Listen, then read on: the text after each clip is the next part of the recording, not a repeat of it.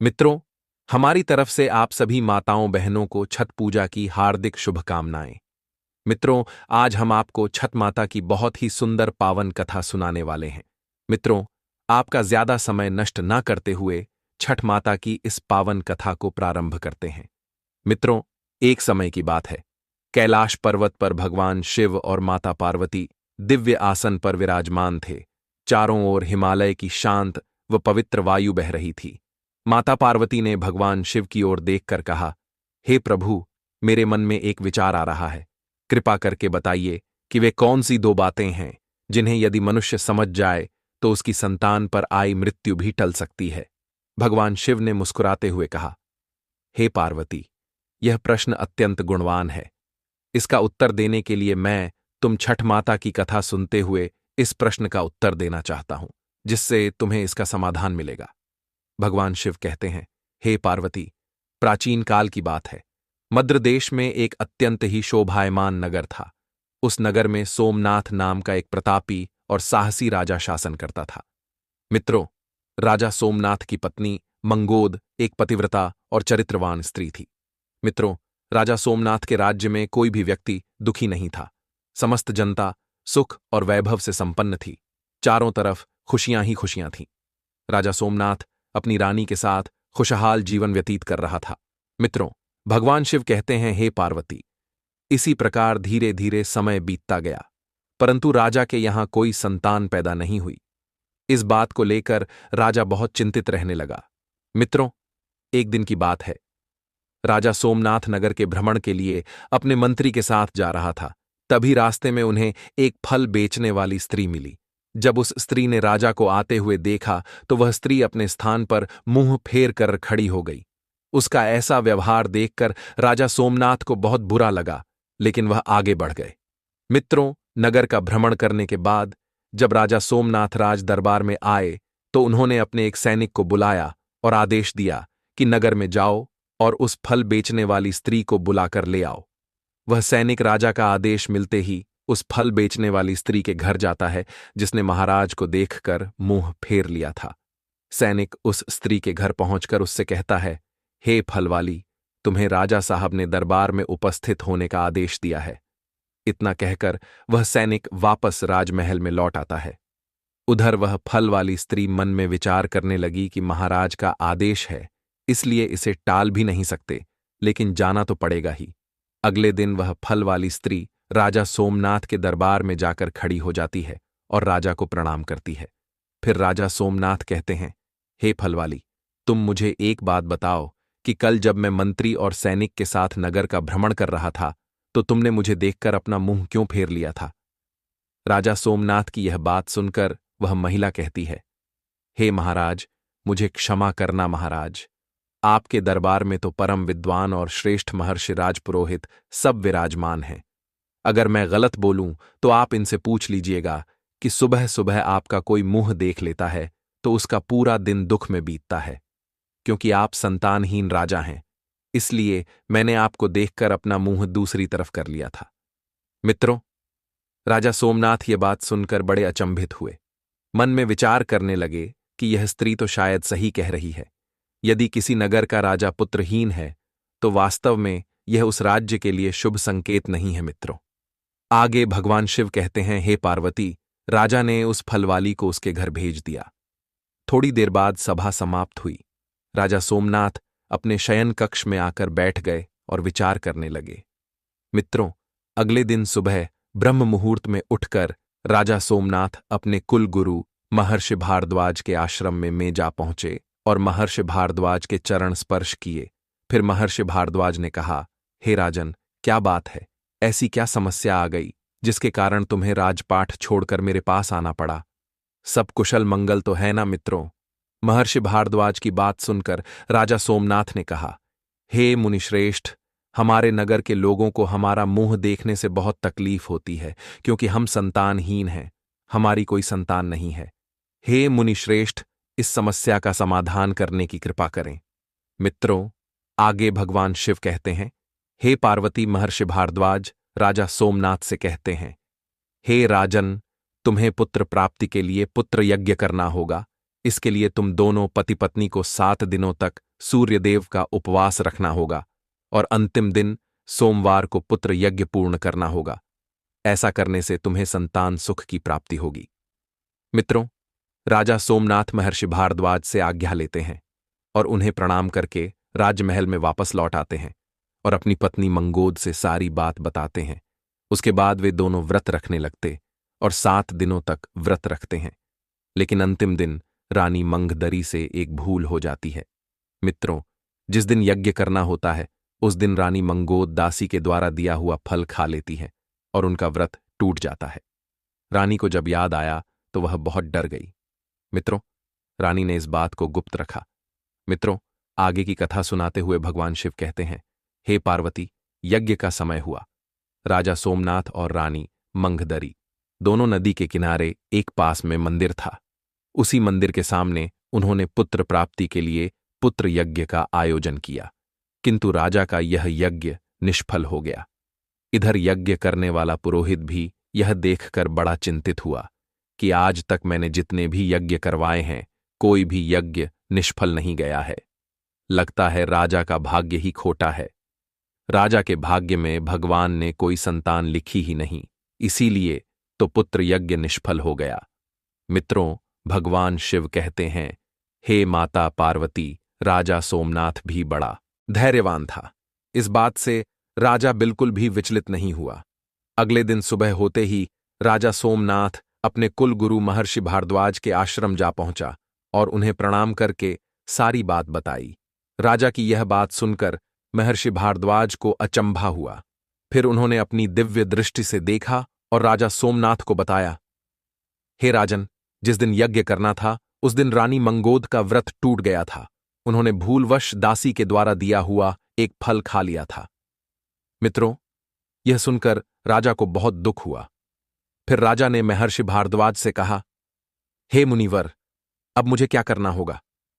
मित्रों, महर्षि भारद्वाज ने कहा, हे राजन रानी, मोदी के कारण यह यज्ञ विफल हो गया है, इसलिए तुम्हें इस निष्फल यज्ञ का भी पाप चढ़ गया है। अब तुम्हें अपनी तपस्या से सूर्यदेव को प्रसन्न करना होगा। यह सुनकर राजा सोमनाथ महर्षि भारद्वाज का धन्यवाद करता है और राजमहल में वापस लौट आता है। मित्रों, राजा सोमनाथ अपने मंत्री से कहता है, मंत्री जी, आप मेरी अनुपस्थिति में राज्य का संचालन करना।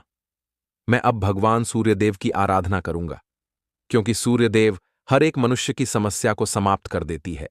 ऐसा निश्चय करके राजा सोमनाथ अपनी आराधना करने के लिए नदी के किनारे चला जाता है और वहां बैठकर उनकी तपस्या करने लगता है। इस तरह से धीरे धीरे तपस्या करते हुए राजा को 1 वर्ष बीत जाते हैं। मित्रों, राजा सोमनाथ की अनन्य भक्ति और तपस्या से प्रसन्न होकर सूर्यदेव ने अपनी बहन देवी छठ माता को भेज देते हैं। फिर राजा सोमनाथ के सामने देवी छठ माता प्रकट होती है और कहती है, हे राजन, मैं तुम्हारी भक्ति से अत्यंत प्रसन्न हूं। मांगो, तुम मुझसे क्या वरदान चाहते हो?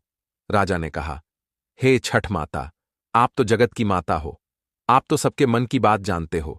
आगे वह राजा कहता है, हे माता, जिस प्रकार बिना पानी के नदी का कोई अस्तित्व नहीं होता है, उसी प्रकार पुत्र बिना मेरा समस्त कुल शून्य है। राजा की यह बात सुनकर छठ माता कहती है, हे राजन, तुमने अपने पूर्व जन्म में बहुत से पाप किए थे, इसलिए तुम्हें संतान सुख की प्राप्ति नहीं हुई, परंतु तुमने मेरी आराधना की है, इसीलिए मैं तुम्हें एक पुत्र प्रदान कर रही हूं। लेकिन ध्यान रखना, उस पुत्र की आयु मात्र 21 वर्ष होगी। 21 वर्ष तक वह तुम्हें पुत्र का सुख देकर मृत्यु को प्राप्त हो जाएगा। छठ माता की यह बात सुनकर राजा बहुत दुखी हुआ। फिर उसने सोचा, चलो 21 वर्ष ही सही, कम से कम संतानहीन होने का कलंक तो मिट जाएगा। फिर राजा ने कहा, हे माता, आप मुझे पुत्र प्रदान कर दीजिए। मित्रों, देवी छठ माता ने राजा सोमनाथ को वरदान देकर अंतर्ध्यान हो गई। फिर वह खुशी खुशी अपने महल वापस आ जाता है और रानी मंगो से कहता है, हे प्रिय भगवान, शिवजी ने मुझे वरदान दे दिया है, अब हमारे घर में बहुत जल्द एक पुत्र का जन्म होगा। मित्रों, भगवान शिव कहते हैं, धीरे धीरे समय व्यतीत हुआ और देवी छठ माता के वरदान से रानी मंगोद गर्भवती हो जाती है। यह देखकर राजमहल में खुशी की लहर दौड़ जाती है। राजा बहुत प्रसन्न होता है। धीरे धीरे समय बीतता गया। रानी के प्रसव का समय आ गया। रानी ने एक सुंदर पुत्र को जन्म दिया। मित्रों, पुत्र प्राप्ति की खुशी में राजा सोमनाथ ने आदेश दिया कि सारे राज्य में उत्सव मनाया जाए। राजा सोमनाथ ने अपने पुत्र का नाम अमर रखा। समय के साथ साथ अमर बड़ा होने लगा। राजकुमार अमर अपने पिता की तरह ही धर्मात्मा और ईश्वर का परम भक्त था। मित्रों, इस प्रकार से समय गुजरता चला गया। इस बात से राजा बहुत प्रसन्न रहता था, क्योंकि उसके घर में एक पुत्र आ गया था। पुत्र पुत्र के माया मोह में राजा वह बात भूल जाता था कि इस पुत्र की आयु मात्र 21 वर्ष है, जब राजकुमार की आयु 16 वर्ष की होती है। मित्रों, उसी समय की बात है। एक पड़ोसी राज्य का राजा था, जिसका नाम देवराय था। उसकी एक पुत्री थी, जिसका नाम मालिनी था। वह रूप में इंद्रलोक की अप्सराओं की तरह दिखती थी। मालिनी बहुत ही चरित्रवान और संस्कारी लड़की थी। उसे अपने माता पिता से सभी संस्कार मिले थे। वह प्रत्येक जीव पर दया रखती थी। सवेरे उठकर सबसे पहले वह पक्षियों को दाना डालती थी। वह अपने द्वार पर आए हुए किसी भी अतिथि और साधु संत को खाली हाथ नहीं लौटा आती थी। वह हर भूखे को भोजन करती थी। मित्रों, वह कन्या भी इधर धीरे धीरे बड़ी हो जाती है। एक दिन महाराज देवराय ने जब राजा सोमनाथ के पुत्र राजकुमार अमर के बारे में सुना कि वह बहुत ही धर्मात्मा और तेजस्वी है, साथ ही सुंदर भी है, तभी राजा देवराय ने अपनी कन्या का रिश्ता राजा सोमनाथ के यहां भिजवा दिया। उधर राजा सोमनाथ ने मन में विचार किया कि मेरे पुत्र की आयु मात्र 21 वर्ष है, मुझे इसका विवाह कर देना चाहिए। मित्रों, यह सोचकर राजा सोमनाथ ने राजा देवराय का विवाह का प्रस्ताव स्वीकार कर लिया और कुछ समय में ही राजकुमारी मालिनी का विवाह राजकुमार अमर के साथ हो जाता है। मित्रों, राजकुमारी मालिनी बहुत ही पतिव्रता स्त्री थी। उसका एक नियम यह भी था कि वह भोजन तब तक नहीं करती थी जब तक वह किसी भूखे प्राणी को भोजन नहीं करा देती थी। धीरे धीरे समय गुजरता गया। इधर राजा सोमनाथ को लगने लगा कि उसके पुत्र की मृत्यु का दिन नजदीक आ रहा है। उसकी 21 वर्ष की आयु पूरी होने वाली है। राजा सोमनाथ को यह बात पहले से ही पता थी कि उसके पुत्र की आयु मात्र 21 वर्ष है। राजा ने यह बात किसी को नहीं बताई थी। धीरे धीरे राजा की चिंता बढ़ती जा रही थी। मित्रों, जैसे जैसे राजकुमार की उम्र बढ़ रही थी, वैसे वैसे राजा की चिंता भी बढ़ रही थी। अब राजकुमार की आयु पूरी होने में मात्र 7 दिन शेष रह गए थे, तो राजा सोचने लगा, अब मैं क्या करूं? मेरा पुत्र तो 7 दिन के बाद मृत्यु को प्राप्त हो जाएगा। मित्रों, पुत्र मोह के कारण राजा सोमनाथ छठ माता के वरदान को भी भूल जाता है और पुत्र मोह में वह बीमार पड़ जाता है। वह पुत्र की मृत्यु की बात किसी को नहीं बताना चाहता था। धीरे धीरे राजा ने भोजन करना भी छोड़ दिया। इधर मित्रों, वह दिन आ गया जिस दिन उसके पुत्र की मृत्यु होने वाली थी। उस दिन राजा सुबह से ही छठ माता के ध्यान में डूब गया। कहने लगा, हे माता, पुत्र के जाने का दुख सहन करने की मुझे शक्ति प्रदान करिए। विधि के लिखे को तो कोई नहीं बदल सकता। जो होना है वह होगा, वह तो होकर ही रहेगा। उस राजकुमार की पत्नी मालिनी प्रतिदिन भूखों को भोजन कराया करती थी और सुबह सुबह पक्षियों को दाना खिलाती थी। प्रतिदिन की तरह उस दिन भी वह अपने धर्म कर्म में लगी हुई थी। मित्रों, इधर यमलोक में चित्रगुप्त ने देखा कि आज राजकुमार अमर की मृत्यु का दिन है, तो तुरंत चित्रगुप्त ने यह बात धर्मराज को बताई और कहा, हे धर्मराज, आज राजा सोमनाथ के पुत्र अमर के जीवन का अंतिम दिन है। चित्रगुप्त की यह बात सुनकर यमराज ने अपने 2 दूतों को आदेश दिया, जाओ, मद्र देश के राजा सोमनाथ के पुत्र के प्राण हरकर यमलोक ले आओ। यमराज की आज्ञा पाते ही 2 देवदूत राजकुमार अमर के प्राण लेने के लिए चल दिए और थोड़ी ही देर में राजमहल में जा पहुंचे। मित्रों, आगे की कथा सुनाते हुए भगवान शिव कहते हैं, हे माता पार्वती, उसी समय मध्य देश के एक गांव में एक घटना घटित हो जाती है। मित्रों, उस गांव में एक गरीब किसान रहता था, जिसकी एक सुंदर पुत्री थी। उस लड़की का विवाह उस गरीब किसान ने जैसे तैसे समय पर कर दिया, परंतु उसका पति बहुत ही दुष्ट स्वभाव का था। वह सारा दिन इधर उधर घूमता रहता था और मदिरा का सेवन करने लगा।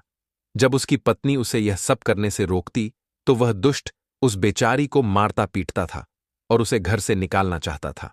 उस गरीब किसान की पुत्री वहां अपने पति के साथ कुछ समय तक रहती रही। उसके बाद एक दिन वह गर्भ धारण करती है और एक दिन अपने पति के लड़ाई झगड़े से तंग आकर अपने पिता के घर चली आती है।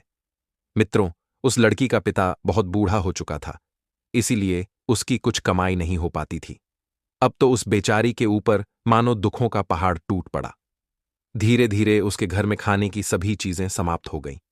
अब तो वह किसान अपना और अपनी पुत्री का पेट पालने के लिए नगर में इधर उधर भीख मांगने लगा और उसका पालन पोषण करता था। इधर जब 9 माह का समय पूरा हुआ तो उसकी पुत्री ने एक पुत्र को जन्म दिया। पुत्र को जन्म देने के बाद उसे बहुत तेज भूख लगी और भोजन की आवश्यकता पड़ी, किंतु उसके घर में अन्न का एक भी दाना नहीं था। फिर भगवान शिव कहते हैं, हे माता पार्वती, प्रसव काल की जो भूख होती है वह बहुत तेज होती है। अब वह लड़की अपने पिता से भोजन मांगती है। वह बेचारा गरीब किसान भोजन लेने के लिए आसपास के गांव में चला जाता है, लेकिन उसके रोज रोज मांगने के कारण उसे लोग भीख नहीं देते हैं।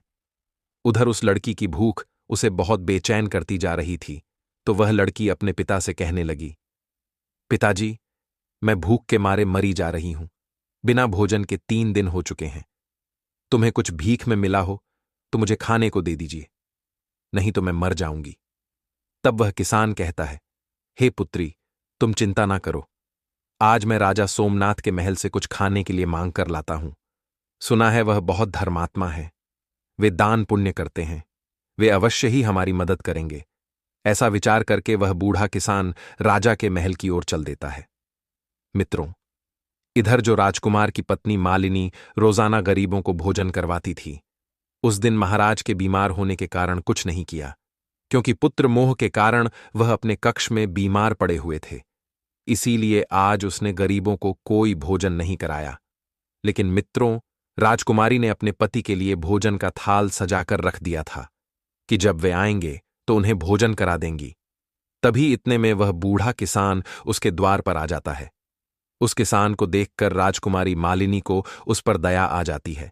फिर उस बूढ़े किसान ने राजकुमारी की तरफ देखा और डरते हुए कहने लगा, हे बेटी, यदि मुझे इस समय कुछ भोजन मिल जाए तो तुम्हारा बड़ा एहसान होगा। राजकुमारी ने देखा कि यह कोई गरीब आदमी है और मुझसे भोजन मांग रहा है। राजकुमारी ने मन ही मन सोचा, यह भोजन तो मैंने अपने पति के लिए बनाया है। अगर मैंने इसे दे दिया तो मेरे पति क्या खाएंगे। फिर उसने सोचा कि मेरे पति तो अभी आए भी नहीं हैं। वे अपने बीमार पिता के पास बैठे हैं। तब तक मैं यह भोजन इस बेचारे गरीब व्यक्ति को दे देती हूं। मेरे पति आ जाएंगे तो मैं उनके लिए और भोजन बना दूंगी। इतना कहकर राजकुमारी ने जो भोजन अपने पति के लिए बनाकर रखा था, उन स्वादिष्ट व्यंजनों से सजी हुई भोजन की थाली उस गरीब किसान को दे दी। मित्रों, भोजन पाकर वह किसान बहुत खुश हुआ। उसने राजकुमारी को धन्यवाद किया और उस भोजन को बड़ी शीघ्रता से लेकर अपनी पुत्री के पास जा पहुंचा। अपने पिता को भोजन लाता देख वह लड़की बहुत खुश हुई।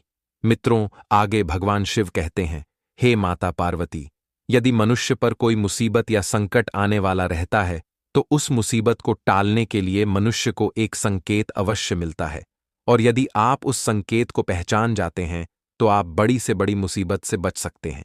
फिर उस लड़की ने अपने पिता भोजन लिया और भर पेट भोजन किया। उसके बाद उसने, पिता, आप यह भोजन कहाँ से लेकर आए? यह तो बहुत स्वादिष्ट था। फिर उस किसान ने कहा, हे पुत्री, यह भोजन मद्र देश के राजा सोमनाथ की पुत्रवधू ने दिया है। वह बहुत ही दयालु और दानी है। यह सुनकर उस बूढ़े किसान की बेटी ने कहा, पिताश्री, आज उस देवी स्वरूप राजकुमारी की वजह से हमारी और हमारे पुत्र की जान बची है। इसीलिए मैं सच्चे मन से राजकुमारी को आशीर्वाद देती हूं कि उनका सुहाग सदैव बना रहे और वह सदैव सौभाग्यवती बनकर रहे। मित्रों, इधर वह राजकुमार अपने बीमार पिता के कक्ष में बैठा अपने पिता का इलाज करा रहा था और महल के बाहर यमदूत उसकी मृत्यु का इंतजार कर रहे थे कि जल्दी से उसका समय पूरा हो और वे उसे लेकर यमलोक जाएं। आगे भगवान शिव कहते हैं, हे माता पार्वती, किसी गरीब और असहाय इंसान की आत्मा से निकला हुआ आशीर्वाद अवश्य फलित होता है। उधर उस किसान की बेटी का आशीर्वाद उस राजकुमार को लग गया और उसकी आयु बढ़ गई। यह देखकर देवी छठ माता अचंभित रह गई और उन्होंने कहा, हे मेरे प्रिय बिल्ली, जाओ पृथ्वी लोक पर जाकर देखो कि वहां क्या घटित हो रहा है। पृथ्वी लोक पर बिल्ली ने देखा तो उन्हें सब समझ में आ गया। फिर छठ माता की वाहन बिल्ली ने लौटकर छठ माता से कहा, हे माथे, एक विचित्र घटना घट रही है। मद्र देश के राजा सोमनाथ के पुत्र की मृत्यु का समय आ गया है। यमराज के दूत राजमहल के द्वार पर खड़े हैं, किंतु वे उसके प्राण हरने में असमर्थ हैं, क्योंकि मालिनी को एक गरीब किसान की पुत्री ने सच्ची श्रद्धा से आशीर्वाद दिया है कि उसका सुहाग सदैव बना रहे। फिर बिल्ली जी की बात सुनकर स्वयं देवी छठ माता एक बच्चे का रूप धारण करके राजमहल में जाने लगे।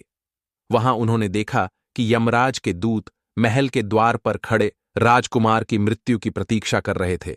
यह देखकर छठ माता महल के अंदर चली गई और देखी कि राजकुमार का समय पूरा हो गया है, फिर भी वह जीवित है। देवी छठ माता ने मन में सोचा, यह सब जरूर उस गरीब किसान की बेटी के आशीर्वाद का प्रभाव है। उन्होंने विचार किया, जो आशीर्वाद मैंने सोमनाथ के पुत्र को 21 वर्ष तक जीवित रहने का दिया था, उसे अब वापस ले लेती हूं। ऐसा करने से वह अवश्य मृत्यु को प्राप्त हो जाएगा। किंतु मित्रों, मालिनी के दान और आशीर्वाद के आगे स्वयं देवी छठ माता को भी हार माननी पड़ी। यह दृश्य यमदूत देख रहे थे और वे यमलोक लौट गए।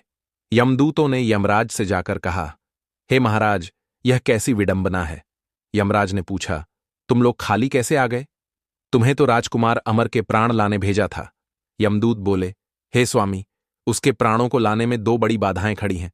यमराज ने पूछा, ऐसी कौन सी बाधाएं हैं? यमदूतों ने बताया, हे प्रभु, एक तो दान की शक्ति है और दूसरी आशीर्वाद की शक्ति। यह सुनकर यमराज ने कहा, ऐसी बात है तो मैं स्वयं जाकर देखता हूं।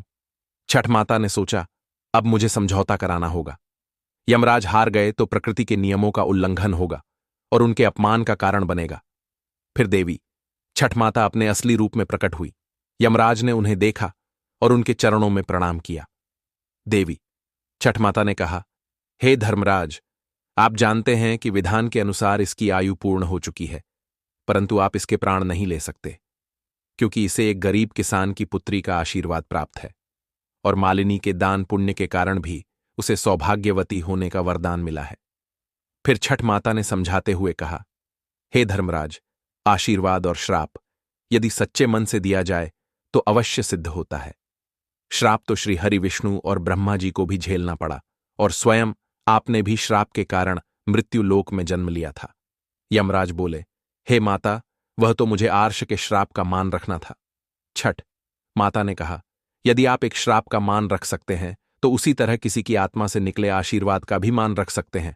उसे निष्फल कैसे कर सकते हैं? यमराज ने कहा, हे माता, अब आप ही इसका उपाय बताइए। धर्मराज, आप इस राजकुमार की आयु 100 वर्ष कर दीजिए और तब तक इसका जीवन चलने दीजिए। यमराज ने छठ माता के कहने पर उसकी आयु बढ़ा दी और यमलोक लौट गए। आगे भगवान शिव कहते हैं, हे माता पार्वती, सच्चे मन से किया गया दान और आशीर्वाद फलित होता है। मनुष्य को सतोगुण दान करना चाहिए, जिसमें वह निष्काम भाव से दान करता है। ऐसे व्यक्ति के जीवन में सभी संकट स्वयं भगवान हल लेते हैं। मित्रों, अगर आपको यह कथा अच्छी लगी होगी तो जय छठी मैया अवश्य लिखें। मित्रों, आप सभी का हृदय से धन्यवाद।